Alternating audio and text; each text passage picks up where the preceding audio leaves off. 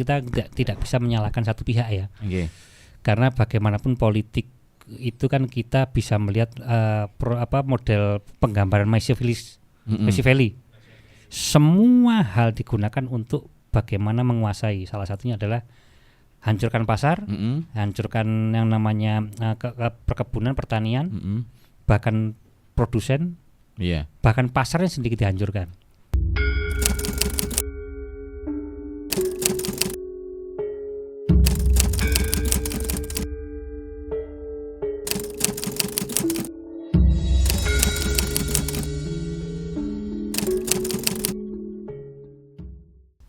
Terus ada lagi bupati waktu itu muncul sastrawan Jawa, masih kaitan dengan Tegasari niku. Niku di erane bupati sinten? Ronggo Warsito. Sekarang masih ada bukti sejarahnya Sanawi Haliyah Ronggo Warsito. Gus Sawir mungkin. Kalau saya lupa era bupati siapa ya. Yang jelas itu kan masih di eranya Eyang Kasan Besari. Eyang Kasan Besari berarti eranya Bupati Merto Hadinegoro 1837 sampai 1854. Terus 2 tahun dijabat oleh Raden Sosrokusumo 1854 sampai 56. Terus dilanjutkan Eyang Cokronegoro pertama. Tumenggung Cokronegoro pertama. Ya, era-eranya bupati iku Gus Sawir nggih. Monggo. Jadi kalau kita bicara Ronggo Warsito kan sebenarnya itu kan kelanjutan dari datangnya Yosodipuro I nyusul Rojone itu. Kemudian maaf ada klarifikasi sedikit. Jadi kedatangan Ronggo Warsito itu kalau nggak salah sebelum Perang Jawa. Sebelum Perang Jawa. Malah sebelum? Ya, sebelum 1825. Masih 1700 akhir kalau nggak Jadi salah 1800 awal. Sampai sebelum 1825. Jadi era bupatinya era Bupati Surodiningrat Gondoloyo, Surodiningrat II yang dimakamkan di Gondoloyo. Stono gitu. Jadi kalau kita merujuk Ronggo Warsito itu kan bagaimana Yosodipuro, kemudian setelah itu anaknya Yosodipuro II juga disantrikan ke sini kan begitu. Nah, si Ronggo Warsito ini kemudian oleh kakeknya timbane ora dadi wong kan begitu. Nyantrio nang Tegasari walaupun sempat lari itu. Bukan bolos, lari karena dia masih suka judi tuh waktu itu. Adu pitik barang toh. Wah, Sampai itu ada petilasannya Ronggo Warsito dihukum topong ngalong. Sayang batunya hilang. Petilasannya itu. Ya. Di mana niku? Itu di baratnya masjid sampai pinggir Sungai Keyang. Itu dulu ada batu lebih lebar dari meja ini. Panjangnya lebih panjang ini, bentuknya agak memanjang begitu. Itu hanya digunakan Ronggo Warsito untuk sholat. Selepas sholat dia gantung seperti kalong di bambu yang mentelung melintasi bentangan sungai itu. Apa yang sekarang di sebelah jembatan itu nggih? Ya ke kanannya jembatan. Jembatan baru? Ya, ke kanan. Dulu jembatan itu mau dibangun di petilasan topong ngalongnya Ronggo Warsito itu. Cuman karena daripada situ-situ hilang, akhirnya digeser. Tetapi ternyata batunya sudah hilang. Hilangnya itu kalau tidak salah, ingat saya, waktu plengsengan itu loh. Proyek plengsengan itu. Ada proyek. Ya, itu. Jadi begitu kita ngomong Ronggo Warsito ya mau tidak mau kita merunut ke belakang. Itu lebih jauh lagi, wis ora ngomong ke bupati yang tertulis di sini. Dan sangat mungkin beberapa karya Ronggo Warsito itu melanjutkan karya yang Kasan Besari loh itu. Sangat mungkin. Betul sekali karena waktu nyantri di Tegalsari kan masih sangat muda, belum setelah sunat atau sebelum sunat gitu loh. Kalau muda banget. Ya, masih muda, mungkin umur SD kelas 5 atau kelas 6 sampai beberapa tahun di situ. Kalau masyarakat Ponorogo mengenalnya Mas Bagus Burhan. Bagus Burhan. Namanya Ronggo Warsito. Kecilnya. Berarti termasuk merujuk ada satu manuskrip tertua itu di Ponorogo berada di Tegasari ya. Termasuk ya rujukane karya-karyanya Ronggo Warsito ya dari hasil karyanya Mbah Hasan Besari ini. Betul. Saya jadi ingat tadi jenengan bilang deluang. Nggih. Ini kita mau ndak mau akhirnya bicara masalah literasi kolektif ya, yang secara masif. Itu kalau saya boleh mengatakan dengan berani itu baru dimulai di Tegasari secara masif dan kolektif masif ya. Kalau di beberapa tempat mungkin di keraton ataupun di sunan-sunan yang lain ya, kasunanan itu sifatnya kan klan atau keluarga saja. Kalau di Tegasari siapapun yang mampu membuat kertas deluang itu atau yang mampu membeli bisa menulis. Kalau di keraton itu kan hanya terbatas keluarga keraton. Nah, kalau di Tegasari siapapun yang mampu membuat atau mampu membeli itu boleh menulis. Berarti menulis sejarahnya sendiri. Ya. Mendokumentasikan apapun yang terjadi pada dirinya sendiri, keluarganya ataupun yang di sekitarnya. Nah, terutama masih ada kebebasan kebebasan waktu sekarang kan kebebasan pers. Kebebasan pers. Kalau dulu kan sifatnya kan begini, kalau kita sedikit ngomong dulu nggak apa ya, difokuskan itu sementara. Kalau kita ngomong deluang itu kan pengganti lontar ya. Sebelum kertas Eropa masuk. Itu memang teknik produksinya itu sangat tradisional banget. Jadi kulit pohon kalau di kita menggunakan bahasa ilmiahnya itu adalah pohon mulberry pepper atau pohon galuga.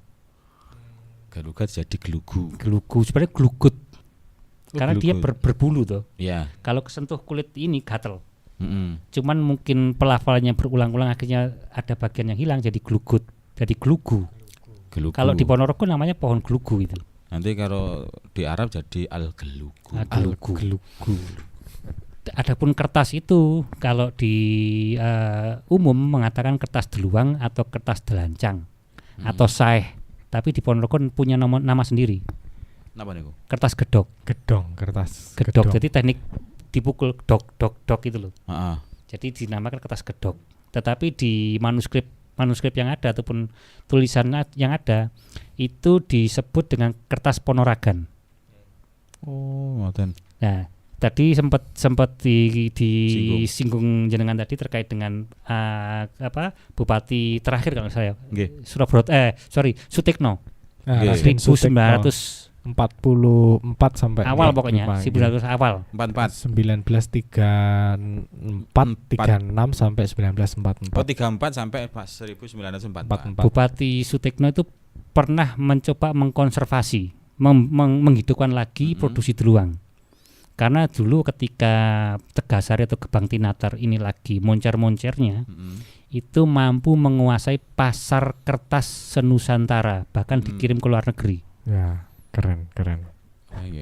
Bahkan keraton itu sempat ngambil dari Tegasari. Karena kita kembali lagi kekuasaan waktu itu ada kedekatan dengan Tegasari sehingga kebutuhan komoditas kertas itu diambil dari sini. Makanya sampai mampu memproduksi kertas besar-besaran. Tapi sempat surut lagi ketika Perang Jawa itu. Ya. Itu mulai penurunan karena memang dimatikan semua produksi, semua proses ekonomi itu. Baru di eranya Bupati Sutekno itu diperbesar lagi sampai bisa nembus ke luar negeri. Jadi semua keraton kemudian diperindak apa istilahnya aku lalu lupa. Saya sempat membuat tulisan itu juga.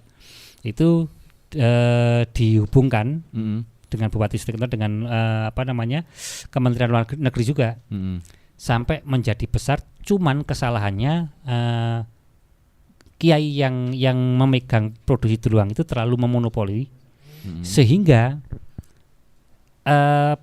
bahan baku tidak mencukupi. Andaikan itu dikembalikan model kayaknya pesantren Gebang Tinatar waktu itu, semua santri disuruh menanam. Semua santri disuruh produksi, tentunya akan bisa mencukupi kebutuhan itu. Lagi-lagi ketika kita ngomong pasar, ketika produsen tidak mampu mencukupi, pasar akan lari toh. Nah, waktu itu kan kertas Eropa sudah masuk. Sudah masuk itu. Dan justru lebih murah. Dan juga peralatan dengan mesin-mesin dari Eropa masuk. Itu termasuk akhirnya yang di kalah Jawa bersaing. Timur dan Mojokerto itu kalah bersaing akhirnya. Jadi kelangkaan bahan bakunya atau memang sengaja dilangkakan? Bisa jadi itu. Karena apa? Kita tidak bisa menyalahkan satu pihak ya. Okay. Karena bagaimanapun politik itu kan kita bisa melihat model penggambaran Machiavelli. Semua hal digunakan untuk bagaimana menguasai. Salah satunya adalah hancurkan pasar, hancurkan yang namanya perkebunan, pertanian, bahkan produsen, bahkan pasarnya sedikit dihancurkan. Makanya seolah-olah si Kiai, saya lupa namanya, yang megang itu tidak memperbolehkan orang lain untuk menangani itu.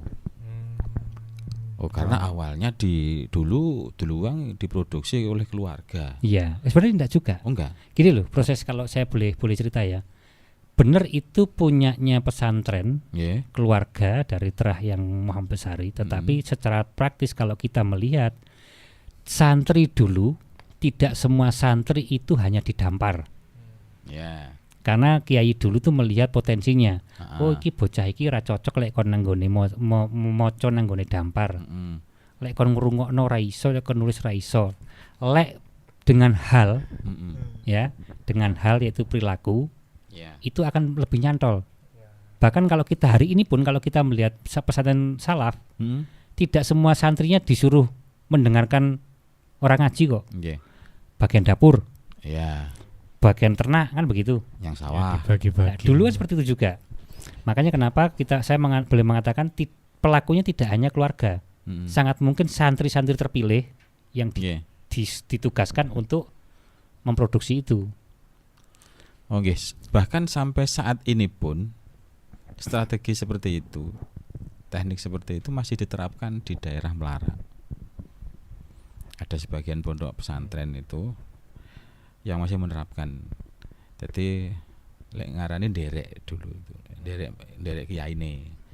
Tapi tugasnya ngurusi ngopeni sawah Mbah Yai. Ngopeni ternaknya Mbah Yai. Bahkan bagian dapur juga ada. Dapur juga seperti itu. Nggak tahu jenenge kitab iki apa, buku iki nulis apa. Tapi setelah dia dibolehkan pamit, jadi pinter, boyong, jadi pinter. Aneh kan? Nah iya itu. Aneh itu. Nah, ya termasuk yang tadi Ronggo Warsito tukang bolosan. Akhirnya pinter nulis. Nah, iya, Pujonggo. Itu salah satu barokah daripada kiai. Neng begitu sentralnya loh itu Ponorogo, terutama di Tegasari itu berperan penting dalam percaturan niki. Bahkan kemerdekaan Ponorogo waktu itu Pak Karno juga pernah mempunyai salah satu garwo keturunan dari Ponorogo. Jetis kalau nggak salah nggih. Putrinya Cokro Aminoto. Sri Utari putrinya yang Cokro Aminoto. Itu jadi buyutnya Cokro Negoro. Bupati Ponorogo Kota Tengah ketiga ya. Pak Karno punya kalau nggak salah 3 istri yang masih ada hubungannya dengan Ponorogo. Kalau pertama tadi Sri Utari, putrinya HOS Cokro Aminoto. Yang kedua Hartini dari Jalan Batoro Katong. Yang ketiga namanya kalau nggak salah Haryati. Haryati itu anaknya Bupati Ponorogo, namanya Bupati Kusumo Yudo. Itu tahun 1916 sampai 1926 memerintah di Ponorogo. Itu aslinya masih keturunan Pakualaman, Jogja. Iya, Bupati Kusumo Yudo itu. Suka sekali ya Pak Karno dengan Ponorogo. Wanita. Wah iya. Kalau ngono gak enak. Oh iya. Saya iri kok pengen koyo Ponorogo. Tapi rawani. Ya anggar pakai kopi yang apa?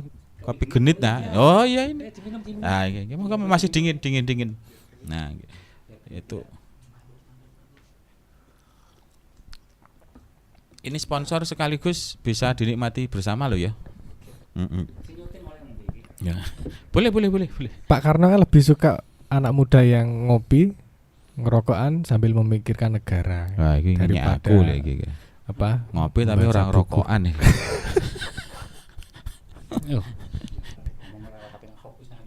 Oh.